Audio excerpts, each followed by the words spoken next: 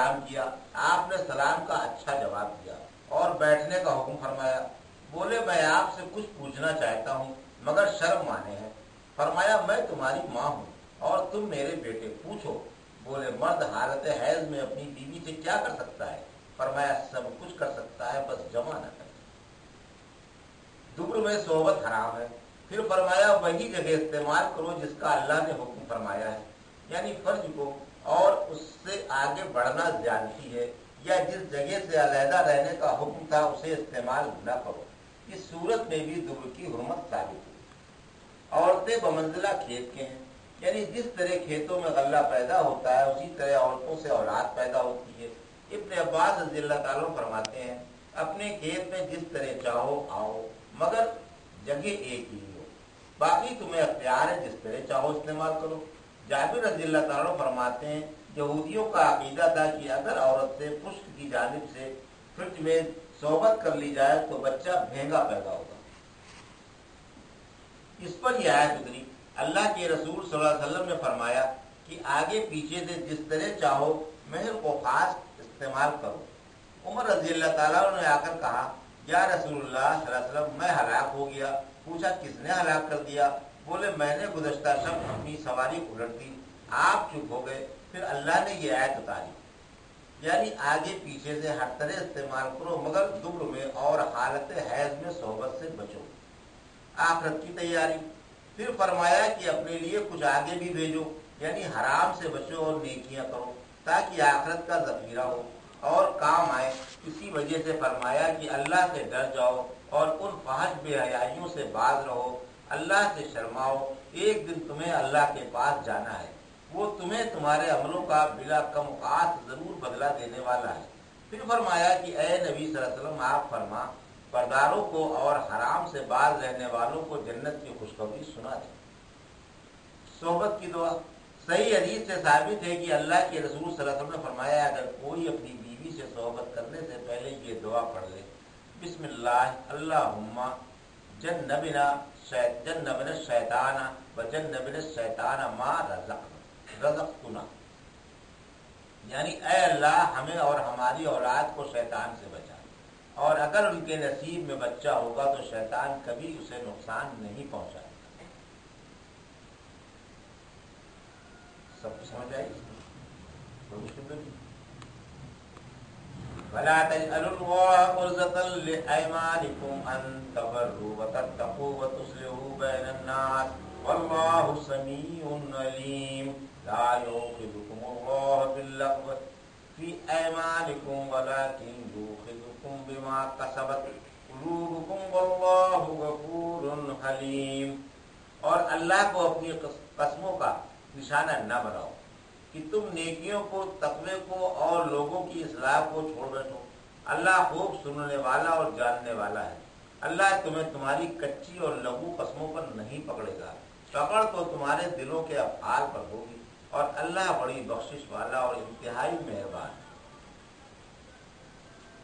ترک اعمال صالحہ پر قسم کھانے کی ممانعت، یعنی قسموں کو نیکیوں اور صلہ رحمیوں کے چھوڑنے کا ذریعہ نہ بناؤ کہ نیکی اور صلہ رحمی کے کام چھوڑنے پر اللہ کی قسمیں کھا بیٹھو۔ فرمایا یا بلا یاد سورہ نور، خوشحال عزیزوں کو، محتاجوں کو اور اللہ کی راہ کے مہاجروں کو نہ دینے کی قسمیں نہ کھائیں بلکہ انہیں معاف کرنا اور درگزر کرنا چاہیے۔ کیا تمہیں یہ پسند نہیں کہ اللہ تمہیں معاف فرما دے؟ اگر کوئی اس قسم کی قسم کھا لے تو اسے توڑ کر قسم کا کفارہ دے دینا چاہیے۔ اللہ کے رسول صلی اللہ علیہ وسلم نے فرمایا ہم دنیا میں سب سے پیچھے آئے اور جنت میں سب سے پہلے جائیں گے، اور تمہارا گناہ کی قسم پر اڑ جانا اور اسے نہ توڑنا اور کفارہ نہ دینا اللہ کے نزدیک بڑے گناہ کا سبب ہے۔ ایسے کسی مسئلے پر، ایسی کسی بات پر قسم نہ کھاؤ جو آپ کو نیکی سے روکتی ہو یا صلہ رحمی سے روکتی ہو۔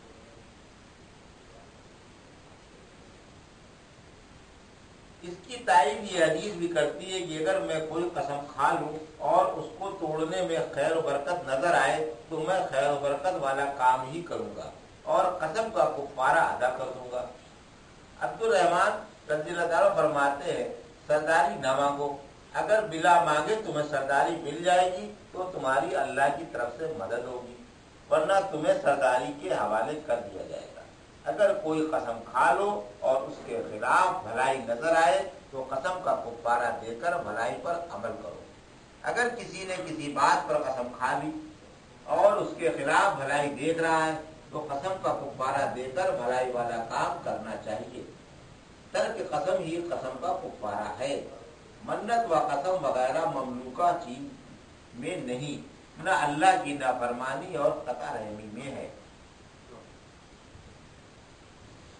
لغو قسم کا بیان اور اس کا حکم، یعنی جو قسمیں سبقت لسانی کے طور پر بلا ارادہ منہ سے نکل جائیں ان کی پکڑ نہیں اور نہ وہ منعقد ہوتی ہیں، جیسا کہ اللہ کے رسول صلی اللہ علیہ وسلم نے فرمایا کہ جو شخص لات و عزا کی قسم کھا لے فوراً لا الہ الا اللہ پڑھ لے، کیونکہ لوگ نو مسلم تھے اور ان کی زبانوں پر لات و عزا کی قسمیں چڑھی ہوئی تھیں، اس لیے آپ نے یہ حکم فرمایا کہ کلمہ توحید سے کلمہ شرک کا رد ہو جائے گا۔ اسی وجہ سے اللہ نے فرمایا کہ دلی قسموں کی پکڑ ہے، فرمایا بما عقدتہم، یعنی اللہ تمہیں تمہاری دلی قسموں پر پکڑتا ہے جن کی تم نے گرہیں باندھی۔ ابو داؤد لغو قسم کا باب باندھ کر یہ حدیث لائے ہیں کہ صدیقہ رضی اللہ تعالیٰ عنہ فرماتی ہیں کہ اللہ کے رسول صلی اللہ علیہ وسلم نے فرمایا لغو یمین یہ ہے کہ کوئی بات بات پر سبقت لسانی کے طور پر اللہ کی قسم کھا لے، غرض اسی قسم کی قسمیں غیر شعوری طور پر نکل جاتی ہیں، دل سے نہیں کھائی جاتی۔ پھر فرمایا کہ اللہ اس قسم پر قسم پر باز پرس کرتا ہے اور جو دلی ارادے سے کھائی گئی ہو، یعنی جان بوجھ کر جھوٹی قسم کھائی گئی ہو۔ فرمایا وَلَٰكِن يَأْخُذُكُم بِمَا عَقَّدتُّم، سورہ مائدہ کی آیت ہے، اللہ ان قسموں پر باز پرس کرتا ہے جو مضبوط و موقد ہوں۔ پھر فرمایا کہ اللہ بڑا ہی بخشنے والا اور انتہائی بردبار ہے، یعنی بندوں میں لرزشیں معاف کر فرما دیتا ہے اور ان کے حق میں بے حد سنجیدہ ہے۔ تو قسمیں اگر جیسے کسی کا تکیہ کلام بن جائے، اکثر وہاں پر جو سعودی لوگ تھے واللہ باللہ کر کے ہی بات کرتے ہیں اور آج بھی بات کرتے ہیں، تو ایسی قسمیں جو ہیں اس میں اللہ کو بار بار شریک کرتے ہوئے قسم کھا کر کے بات کرتا ہے، تو یہ چونکہ ان کا تکیہ کلام ہے تو اللہ اس پر پکڑ نہیں کرتا ہے، لیکن قصداً کسی ارادے سے باقاعدہ کسی کام کو نہ کرنے کے لیے یا اگر قسم کھائی جائے تو وہ قسم ہوتی ہے اور اللہ کے علاوہ اور کسی کی قسم نہیں ہے۔ لیکن اگر کوئی قسم اس طرح کی کھائے کہ ہاں کوئی کسی نیکی سے جو روک رہی ہو یا کسی سے قطع رحمی کے بارے میں ہو تو ایسی قسم کو فوراً توڑ دینا چاہیے اور قسم کا توڑنا ہی اس قسم کا کفارہ ہے۔ للذین یؤلون من نسائهم تربص اربعۃ اشہر فإن فاءوا فإن اللہ غفور رحیم وإن عزموا الطلاق فإن اللہ سمیع علیم۔ ان لوگوں کے لیے جو اپنی بیویوں کے پاس نہ جانے کی قسمیں کھا لیں، 4 ماہ کی مدت ہے، پھر اگر وہ اپنی بات سے رجوع کر لے تو اللہ خوب بخشنے والا اور انتہائی مہربان ہے، اور اگر طلاق کا ارادہ کر لے تو اللہ خوب سننے والا اور خوب جاننے والا ہے۔ ان آیتوں میں اللہ رب العزت نے ایلا کا بیان کیا ہے۔ ایلا ایک طرح کی قسم ہوتی ہے، قسم ہوتی ہے جو شوہر اپنی بیوی سے دور رہنے کے لیے کھا لے، لیکن اس کی مدت باقاعدہ اللہ نے فکس کر دی۔ ایلا قسم کھانے کو کہتے ہیں اگر کوئی شخص ایک مدت کے لیے اپنی بیوی سے صحبت نہ کرنے کی قسم کھا لے تو اگر وہ مدت 4 ماہ سے کم ہے تو پوری کر کے بیوی سے صحبت کر لے، اور بیوی کو بھی اس مدت میں صبر کرنا چاہیے، اسے یہ حق نہیں کہ اس مدت کے توڑنے کا مطالبہ کرے۔ عمر رضی اللہ تعالیٰ عنہ اور صدیقہ رضی اللہ تعالیٰ عنہ فرماتی ہیں اللہ کے رسول صلی اللہ علیہ وسلم نے اپنی بیویوں سے 1 ماہ کے لیے ایلا کیا، پھر 29 دن پورے کر کے تشریف لے آئے اور فرمایا کہ مہینہ 29 دن ہی کا ہے، اور اگر مدت 4 ماہ سے زیادہ ہے تو 4 ماہ گزر جانے پر مرد کا فرض ہے کہ یا تو بیوی سے صحبت کرے یا طلاق دے دے۔ اب بیوی کا بھی حق ہے کہ ہاں وہ 4 ماہ کے بعد آپ سے طلاق کا مطالبہ کر سکتے، اور عورت کو بھی مطالبے کا حق ہے۔ حاکم ان دونوں باتوں میں سے کسی ایک بات پر مرد کو مجبور کرے گا تاکہ عورت کو اذیت نہ پہنچے۔ اسی لیے فرمایا کہ جو لوگ اپنی عورتوں سے صحبت نہ کرنے کی قسم کھا لیتے ہیں، عورتوں کی قید سے معلوم ہوا کہ ایلا بیویوں کے ساتھ خاص ہے اور لونڈیوں سے ایلا نہیں۔ ایلا کرنے والوں کو 4 ماہ تک تو کچھ نہیں کہا جائے گا، لیکن 4 ماہ کے بعد حاکم انہیں کسی ایک بات پر مجبور کرے گا کہ یا تو صحبت کر لیں یا طلاق دے کر آزاد کر دیں، معلق رکھنا جائز نہیں۔ پھر اگر مرد رجوع کر لیں یعنی صحبت کر لیں تو ان سے عورتوں کے حق میں جو کچھ قصور ہوا ہے اللہ اپنی مہربانی سے اسے معاف فرما دے گا۔ اس آیت کی روح سے شوہر کے ذمے کفارہ نہیں۔ اگر مدت مہینہ گزر جانے پر رجوع نہ کیا جائے تو کیا طلاق پڑ جائے گی؟ یعنی اگر 4 ماہ گزر جانے کے بعد شوہر طلاق دینے کا ارادہ کرے، اس سے معلوم ہوا کہ مدت مقررہ گزر جانے پر طلاق نہیں پڑے گی، یعنی آٹومیٹک طلاق نہیں ہوگی۔ 4 مہینے کی مدت اگر گزر بھی جائے اور مرد جو ہے عورت سے صحبت نہ کرے تو بھی خود بخود طلاق نہیں ہوگی، طلاق دینی ہی پڑے سے ہی طلاق ہوگی۔ والمطلقات يتربصن بأنفسهن 3 قروء ولا يحل لهن أن يكتمن ما خلق الله في أرحامهن إن كن يؤمن بالله واليوم الآخر وبؤولتهن أحق بردهن في ذلك إن أرادوا إصلاحا ولهن مثل الذي علیہن بالمعروف وللرجال علیہن درجۃ واللہ عزیز حکیم۔ اور طلاق والی عورتیں اپنے آپ کو 3 حیض تک روک لیں۔ انہیں یہ حلال نہیں کہ اللہ نے ان کے رحموں میں جو کچھ پیدا کیا ہے اسے چھپائیں، اگر ان کا اللہ پر اور آخرت پر ایمان ہے۔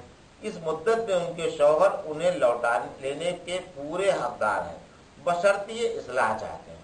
عورتوں کے شوہروں پر وہی حقوق ہیں جو شوہروں کے عورتوں پر ہیں، البتہ مردوں کا عورتوں پر بڑھا ہوا درجہ ہے اور اللہ غالب و حکمت والا ہے۔ مطلقہ کی عدت کا بیان۔ اللہ رب العزت ان آیتوں میں طلاق شدہ عورتوں کے لیے عدت کی دن مقرر کی، یعنی بالغہ اور ہمبستر عورتوں کی جن کو طلاق دے دی گئی ہو عدت 3 حیض ہے۔ عدت کے بعد اگر وہ چاہیں تو دوسری جگہ نکاح کر سکتی ہیں۔ اس آیت کے عموم سے لونڈی مستثنیٰ ہے کیونکہ اس کی عدت 2 حیض ہے، کیونکہ لونڈی کی عدت آزاد عورت کی عدت سے آدھی ہے، لہذا 1.5 حیض ہونی چاہیے اور حیض میں جزبندی نہیں، اس لیے اس کی عدت 2 حیض مقرر ہے۔ اللہ کے رسول صلی اللہ علیہ وسلم نے فرمایا لونڈی 2 طلاقوں میں بائنہ ہو جاتی ہے اور اس کی عدت بھی 2 ہی حیض ہیں۔ قروء کے معنی لغت میں قرآ ہر اس چیز کے آنے جانے کے وقت وہ کہا جاتا ہے جس کے آنے جانے کا وقت مقرر ہو۔ اس کے معنی کے لحاظ سے یہ لفظ حیض و طہر دونوں میں مشترک ہوا، لہذا حسب سہولت آسان حالت کو ملحوظ رکھا جائے۔ میاں بیوی کے حقوق۔ پھر فرمایا مردوں کے عورتوں پر اور عورتوں کے مردوں پر برابر کے حقوق ہیں، ہر ایک اپنے اپنے فرائض کا خیال رکھے تاکہ کسی کی حق تلفی نہ ہونے پائے۔ اللہ کے رسول صلی اللہ علیہ وسلم نے خطبہ حجۃ الوداع میں فرمایا مسلمانوں عورتوں کے بارے میں اللہ سے ڈرو، تم نے انہیں اللہ کی امانت کے ساتھ اپنے تصرف میں لیا ہے اور اس کی آیتوں کی بدولت ان سے ہم بستری کے حقدار ہوئے ہو۔ عورتوں پر تمہارا یہ حق ہے کہ وہ تمہارے بستر پر کسی غیر کو نہ آنے دیں کہ وہ تمہارے غیظ و غضب کا سبب بنے۔ اگر وہ ایسا کرے تو انہیں اس طرح مارو کہ مار کا نشان ظاہر نہ ہو، اور تم پر دستور کے مطابق ان کا نان نفقہ واجب ہے۔ تم پر عورتوں کے یہ حقوق ہیں کہ جب کھاؤ تو انہیں بھی کھلاؤ اور جب پہنو تو انہیں بھی پہناؤ، ان کے منہ پر نہ مارو، انہیں برا بھلا نہ کہو اور ان سے گھر ہی میں روٹ سکتے ہو، ایسی حالت میں انہیں باہر نہ بھیجو۔ مجھے یہ بات محبوب ہے کہ جس طرح میری بیوی مجھے خوش کرنے کے لیے بناؤ سنگار کرتی ہے اسی طرح میں بھی اسے خوش کرنے کے لیے زینت کروں، کیونکہ اللہ فرماتا ہے کہ دونوں کے حقوق برابر ہیں۔ مردوں کو عورتوں پر فضیلت۔ پھر فرمایا مردوں کو عورتوں پر فضیلت ہے، یعنی جسمانی، اخلاقی، حکمرانی، نگرانی اور مراتب کی حیثیت سے مردوں ہی کو فوقیت حاصل ہے۔ غرض شوہر کو بیوی پر ہر حیثیت سے دنیوی اور اخروی فضیلت حاصل ہے۔ فرمایا الرجال قوامون، سورہ نساء میں ہم پڑھیں گے، مرد عورتوں پر حاکم ہے، کیونکہ اللہ نے ایک کو دوسرے پر فضیلت دی ہے اور وہ عورتوں پر اپنا مال بھی خرچ کرتے ہیں۔ پھر فرمایا کہ اللہ سب پر غالب ہے، جو اللہ کے احکام ٹکرائیں گے اللہ ان سے انتقام لے لے گا۔ احکام لوگوں ہی کے فائدے کے لیے ہیں، اللہ کا ان میں کوئی فائدہ نہیں۔ الطلاق مرتان فامساک بمعروف او تسریح باحسان ولا يحل لكم ان تاخذوا مما آتيتموهن شيئا الا ان يخافا الا يقيما حدود الله فان خفتم الا يقيما حدود الله فلا جناح عليهما فيما افتدت به تلك حدود الله فلا تعتدوها ومن يتعدى حدود الله فأولئك هم الظالمون فإن طلقها فلا تحل له من بعد حتى تنكح زوجا غيره فإن طلقها فلا جناح عليهما أن يتراجعا إن ظنا أن يقيما حدود الله وتلك حدود الله يبينها لقوم يعلمون۔ یہ آیتیں مخصوص ہیں طلاق کے قانون سے۔ طلاق دو ہیں، پھر یا تو دستور کے مطابق روک لینا ہے یا احسان کے ساتھ چھوڑ دینا، اور تمہارے لیے اس میں سے جو تم نے انہیں دیا ہے کچھ بھی لینا حلال نہیں، مگر یہ کہ دونوں میاں بیوی اللہ کی حدیں قائم نہ رکھنے کا ڈر محسوس کریں۔ پھر اگر تم یہ ڈر محسوس کرو کہ تم دونوں اللہ کی حدیں قائم نہ رکھ سکو گے تو اگر عورت کچھ دے دلا کر اپنی جان چھڑا لے تو اس میں دونوں پر کوئی حرج نہیں۔ یہ اللہ کی حدیں ہیں، ان سے آگے نہ بڑھو، اور جو اللہ کی حدوں سے آگے بڑھ جائیں وہی ظالم ہے۔ پھر اگر مرد عورت کو تیسری طلاق دے دے تو پھر وہ اس کے لیے حلال نہیں جب تک کہ وہ کسی غیر سے نکاح نہ کر لے۔ پھر اگر وہ غیر سے طلاق دے دے تو دونوں کے رجوع کرنے میں کوئی حرج نہیں، بشرط یہ انہیں یقین ہو کہ وہ اللہ کی حدیں قائم رکھ سکیں گے۔ یہ اللہ کی حدیں ہیں جنہیں وہ علم والوں کے لیے بیان فرما رہا ہے۔ حق نجات کی حد بندی۔ شروع میں یہ دستور تھا کہ جب تک عورت عدت میں ہوتی ہے مرد کو رجوع کرنے کا حق باقی رہتا تھا، خواہ وہ اسے 100 طلاقیں دے دیتا۔ اس سے عورتیں سخت اذیت میں مبتلا تھیں اور مرد انہیں تنگ کرنے کے لیے بار بار رجوع کر لیا کرتے تھے۔ یہ تنگی اٹھانے کے لیے اللہ نے مرد کو صرف 3 طلاقوں کا حق دیا اور رجوع کا حق صرف 2 طلاقوں تک قائم رہا۔ تیسری طلاق پر یہ حق قطعی ختم کر دیا۔ اس صورت سے عورتیں مردوں کے پنجے جور اور استبداد سے چھوٹ گئیں۔ ابن عباس رضی اللہ تعالیٰ عنہ فرماتے ہیں شروع اسلام میں مرد کو 3 طلاقوں کے بعد بھی رجوع کر حق باقی رہتا تھا۔ اللہ نے فرمایا صرف 2 تک رجوع کا حق ہے، آگے نہیں۔ ایک شخص نے اپنی بیوی سے کہا میں نہ تجھے طلاق ہی دوں گا اور نہ بساؤں گا۔ پوچھا کس طرح؟ بولا طلاق دیتا رہوں گا اور جب عدت قریب ختم ہوگی تو رجوع کرتا رہوں گا۔ اس بیچاری نے اللہ کے رسول صلی اللہ علیہ وسلم سے شکایت کی، کیوں؟ اس پر یہ آیت اتری۔ ابن زید فرماتے ہیں کہ طلاق کی کوئی حد مقرر نہ تھی، تو ایک شخص اپنی بیوی کو طلاق دے دیتا تھا، پھر جب اس کی عدت ختم ہونے والی ہوتی تو رجوع کر لیتا تھا، بار بار ایسا ہی کرتا۔ آخر اللہ نے یہ آیت اتار کر 3 طلاقوں کی حد بندی کر دی اور تیسری طلاق پر رجوع کا حق حرام فرما دیا جب تک عورت کسی دوسرے شخص سے نکاح نہ کر لے۔ پھر فرمایا کہ یا تو دستور کے مطابق بسا لو یا آزاد کر دو، یعنی 1 اور 2 طلاقوں کے بعد شوہر کو اختیار ہے کہ اگر اصلاح کی نیت سے بسانا چاہتا ہے تو بسا لے اور عدت کے اندر رجوع کر لے، اور اگر چھوڑنا چاہتا ہے تو عورت عدت گزر جانے کے بعد خود بخود جدا ہو جائے گی، اس لیے اس کے ساتھ سلوک کیا جائے، اس کی حق تلفی نہ کی جائے اور اسے کسی قسم کا نقصان نہ پہنچایا جائے۔ ابن عباس رضی اللہ تعالیٰ عنہ فرماتے ہیں جب کوئی شخص اپنی بیوی کو 2 طلاقیں دے چکے تو تیسری طلاق میں اللہ سے ڈر جائے، بہتر تو یہی ہے کہ اسے آباد کر لے اگر اصلاح مد نظر ہو، ورنہ دستور کے مطابق تیسری طلاق بھی دے دے اور اس کی حق تلفی نہ کرے۔ ابو رضی رضی اللہ تعالیٰ عنہ فرماتے ہیں کہ ایک شخص نے اللہ کے رسول صلی اللہ علیہ وسلم سے آ کر پوچھا کہ اس آیت میں 2 طلاقوں کا تو بیان ہے لیکن تیسری کا بیان نہیں فرمایا، کیوں نہیں؟ اور تسریح باحسان سے تیسری طلاق مراد ہے۔ مہر واپس لینے کی ممانعت۔ پھر فرمایا کہ تمہارے لیے مہر میں سے کچھ لینا حلال نہیں، یعنی تیسری طلاق کے ارادے کے وقت عورت کو دکھ دینا تاکہ تنگ آ کر خلا لے لے تمہارے لیے حلال نہیں۔ ہاں اگر عورت اپنی خوشی سے کچھ دے دلا کر خلا کر لے تو دوسری بات ہے۔ فرمایا فَإِن طِبْنَ لَكُمْ، سورہ نساء میں پڑھیں گے، اگر عورتیں خوشی سے تمہیں اپنے مہر میں سے کچھ دے دے تو تم اسے بخوشی کھا سکتے ہو، اب وہ تمہارے لیے حلال ہے۔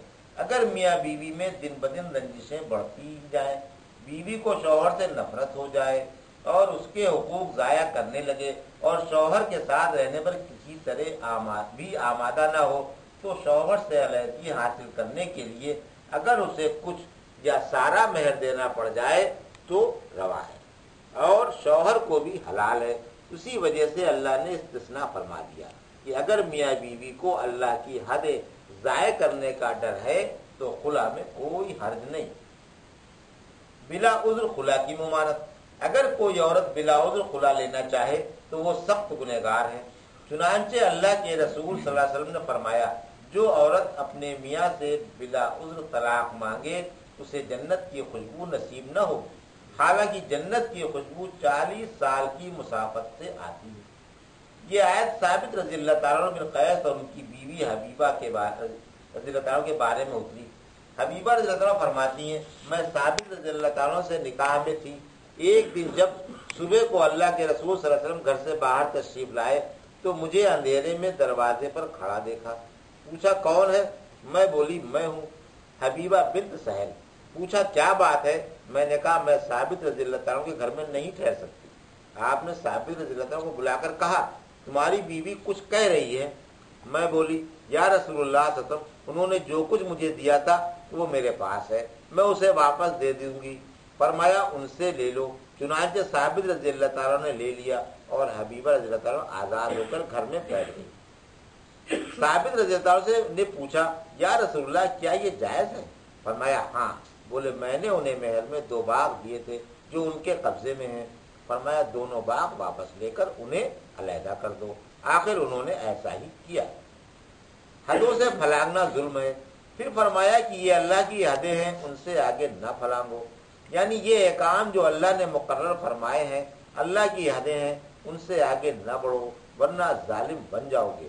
رحمت عالم صلی اللہ علیہ وسلم نے فرمایا کہ اللہ نے جو حدیں مقرر فرما دی ہیں ان سے آگے نہ بڑھو، جو فرائض متعین فرما دیے ہیں انہیں ضائع نہ کرو، جو چیزیں حرام کر دی ہیں ان کی حرمتوں کے پردے نہ پھاڑو، اور جن سے بھول کر نہیں بلکہ ترس کھا کر خاموشی اختیار فرمائیے ان کی گریز نہ کرو۔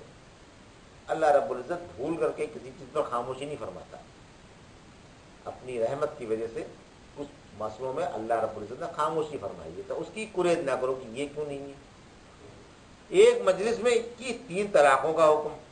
سنت یہی ہے کہ ایک مجلس میں ایک ہی طلاق دی جائے، کیونکہ اللہ نے فرمایا کہ طلاقیں 2 ہی بار ہیں۔ پھر آگے فرمایا کہ یہ اللہ کی حدیں ہیں ان سے آگے نہ بڑھو۔ اس قول کی تائید نسائی والی حدیث سے ہوتی ہے کہ اللہ کے رسول صلی اللہ علیہ وسلم کو ایک شخص کے بارے میں خبر دی گئی کہ اس نے اپنی بیوی کو ایک ہی مجلس میں 3 طلاقیں دی ہیں۔ آپ ناراض ہوئے اور کھڑے ہو کر فرمایا میرے موجود ہوتے ہوئے اللہ کی کتاب سے مذاق کیا جا رہا ہے۔ یہ سن کر ایک شخص بولا یا رسول اللہ اگر حکم ہو تو میں اسے قتل کر دوں۔ ایک مجلس میں 3 طلاق کا جواز، ایک تو اللہ کی نافرمانی ہے، دوسرے اس سے ایک ہی طلاق واضح ہوتی ہے۔ 3 طلاق سے یا 10 بار طلاق کا الفاظ ادا کرنے سے طلاق جو فائنل طلاق ہے وہ واضح نہیں ہوتی۔ طلاق مقلد کے بعد عورت کی حرمت۔ اگر کوئی شخص مختلف اوقات میں 2 طلاقوں کے بعد اپنی عورت کو تیسری طلاق دے دے تو وہ عورت اس پر حرام ہو گئی جب تک وہ کسی غیر سے نکاح نہ کرے، اور نکاح ہو بھی صحیح اور وہ اس سے صحبت نہ کر لے۔ اگر کوئی اس سے بلا نکاح کے صحبت کر لے یا ملک یمین کے طور پر صحبت کر لے تو سابق شوہر کے لیے حلال نہیں ہو سکتی، کیونکہ صحبت کرنے والا اس کا شوہر نہیں تھا۔ اسی طرح اگر صحیح نکاح کرے مگر دوسرا شوہر کسی وجہ سے اس سے صحبت سے باز رہے تو بھی سابق شوہر کے لیے حلال نہ ہوگی۔ 3 طلاقوں کے بعد اسٹیپ بائی اسٹیپ تیسری طلاق کے بعد اگر وہ عورت اس شوہر پر ہمیشہ کے لیے حرام ہو جائے گی، حتیٰ کہ وہ باقاعدہ نکاح نہ ہو اس کا، اور نکاح بھی ہو اور وہ عورت اپنے اس شوہر کے ساتھ ہم بستر بھی ہو۔ اس کے بعد پھر اگر وہ اپنی مرضی سے یا حالات کے تحت طلاق دے دے تو سابقہ شوہر اس سے نکاح کر سکتا ہے، اس میں کوئی حرج نہیں۔ محلل اور محللہ پر لعنت۔ اگر کسی نے اس عورت سے اس پہلے شوہر کو حلال کرنے کے لیے نکاح کیا تو یہ وہ محلل ہے جس کی مذمت و لعنت پر حدیث میں صراحت آ گئی ہے۔ اگر کسی شخص نے اس پہلے شوہر پر اس عورت کو حلال کرنے کے لیے اس سے نکاح کیا تو اس کو محلل کہیں گے جس کی مذمت و لعنت پر حدیث میں صراحت آ گئی کہ اگر یہ اپنی نیت عقد نیت کے وقت ظاہر کر دے گا تو نکاح بھی باطل ہو جائے گا۔ ظاہر سی بات ہے، پہلے سے اس کی نیت میں یہ ہے کہ ہم 24 گھنٹے کے بعد اس کو طلاق دے دیں گے، یا ہم اس کے لیے اس کو حلال کرنے کے لیے ہم اس سے نکاح کر رہے ہیں، تو نیت اس کی کیا ہوئی؟ ایسی نیت کے ساتھ نکاح ہی باطل ہوگا۔ جب نکاح ہی باطل ہوگا تو پھر اس کے بعد وہ عورت اس کے لیے حلال کیسے ہو سکتی ہے؟ کیونکہ یہاں پر اس کے پہلے کی آیت میں اس کی تشریح آئی کہ نکاح بھی درست ہو اور صحبت بھی ہو۔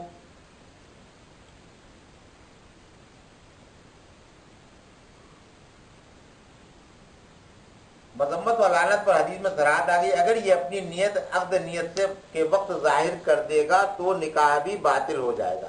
اللہ کے رسول صلی اللہ علیہ وسلم نے فرمایا کہ گودنے گدوانے والی، بالوں میں بال ملانے اور ملوانے والی، حلالہ کرنے اور کروانے والا، اور سود کھانے اور کھلانے والا سب پر لعنت ہے۔ امام ترمذی رحمۃ اللہ علیہ کہتے ہیں کہ یہ روایت حسن صحیح ہے۔ ایک روایت میں ہے کہ سود لکھنے اور لکھانے والے اور گواہوں پر بھی لعنت ہے، زکوٰۃ نہ دینے والوں پر اور زکوٰۃ وصول کرنے میں زیادتی کرنے والوں پر بھی لعنت ہے، ہجرت کے بعد پھر اعرابی بننے والے پر بھی لعنت ہے، اور حلالہ کرنے اور کرانے والے پر بھی لعنت ہے۔ اور حلالہ کرنے اور کرانے والا اللہ کے رسول صلی اللہ علیہ وسلم کی زبان پر قیامت تک ملعون ہے، اور نوحہ کرنا بھی منع ہے۔ کیا میں تمہیں مانگا ہوا بکرا نہ بتاؤں؟ صحابہ بولے یا رسول اللہ ضرور بتائیے۔ فرمایا حلالہ کرنے والا ہے۔ آپ نے حلالہ کرنے اور کروانے والے دونوں پر لعنت فرمائی۔ پھر فرمایا اگر صحبت کرنے کے بعد دوسرا شوہر عورت کو طلاق دے دے یا مر جائے تو اگر پہلا شوہر اور یہ عورت دونوں نکاح کر لے تو کوئی مذائقہ نہیں، بشرط یہ انہیں یقین یا گمان غالب ہو کہ اللہ کی حدیں قائم رکھتے ہوئے دستور کے مطابق زندگی بسر کریں گے۔ وآخر دعوانا الحمدللہ۔